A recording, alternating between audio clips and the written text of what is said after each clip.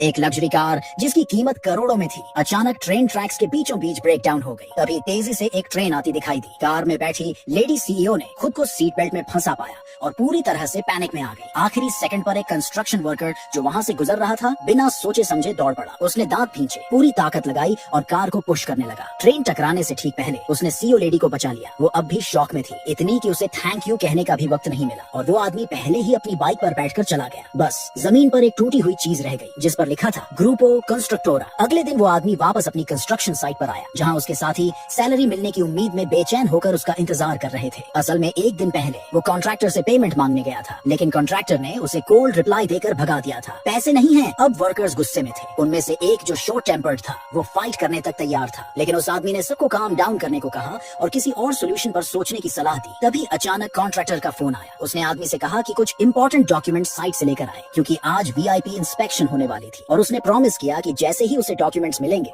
वो सबकी सैलरी दे देगा। आदमी इनोसेंट था, उसने भरोसा कर लिया, लेकिन जैसे ही उसने डॉक्यूमेंट्स सौंपे कॉन्ट्रैक्टर ने अपना एटीट्यूड बदल लिया। उसने एक $1 बिल आदमी के चेहरे पर फेंक दिया और कहा अब दफा हो जाओ। आदमी ने जाने से मना कर दिया और अपना और अपने साथियों का पूरा पेमेंट मांगा। तभी कॉन्ट्रैक्टर के असिस्टेंट ने जोर से लाफ किया और बॉडीगार्ड्स को बुलाकर उसे बाहर फेंकने का आदेश दिया। उसी वक्त एक लग्जरी कार धीरे धीरे साइड पर आई। आदमी को लगा कि शायद लेडी सीईओ आ गई है। उसने खुद को छुड़ाकर उससे हेल्प मांगने की कोशिश की, लेकिन उससे पहले ही बॉडीगार्ड्स ने उसे फिर से पकड़ लिया। लेकिन कार से सीईओ नहीं बल्कि उसकी असिस्टेंट उतरी। असल में सीईओ लेडी अपने सेवियर को ढूंढने में बिजी थी और उसने आज की साइट विजिट कैंसिल कर दी थी। ये सुनते ही कॉन्ट्रैक्टर गुस्से में फट पड़ा। इंस्पेक्शन कैंसिल होने की वजह से उसका वीआईपी इंप्रेशन बनने का मौका चला गया था। अब उसकी पूरी रेंज उस आदमी पर निकलने लगी। उसने बॉडीगार्ड्स को आदेश दिया कि उसे गोल्फ होल के पास घुटनों पर बैठने को मजबूर करे। आदमी ने अपने कोवर्कर्स की तरफ देखा जिन्हें अभी भी सैलरी की जरूरत थी। उसने टीथ क्लेंच किए और सारी ह्यूमिलिएशन सह ली। उधर लेडी सीईओ साइट पर आई और तुरंत उस आदमी की बाइक पहचान ली। जैसे ही उसे एहसास हुआ कि ये वही जगह है